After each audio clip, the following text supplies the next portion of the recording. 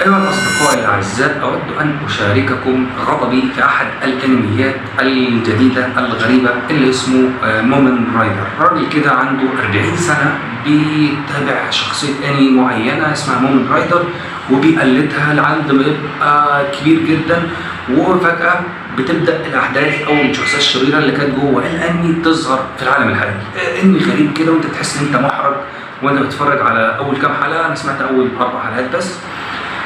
في بقى شخصية أنثوية في هذا الأنمي، ما عنديش مانع ان يكون في ست في الانمي، ولكن عاملينها كفان ميد كده، عاملينها بقى في بلالين هنا وفي حاجات هنا وفي حاجات مش مظبوطه.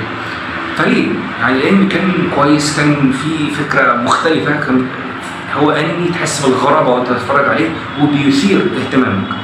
فليه بقى نضيف القرف ده؟ يعني احنا كنا ماشيين كويس، ليه يا ابني بوظت الحاجات اللي انت كنت عاملها؟ فانا بشارك استيائي معاك، ويا ريت نتفرج على انميات احلى من كده.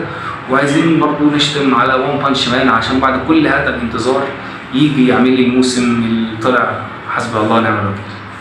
سلام عليكم.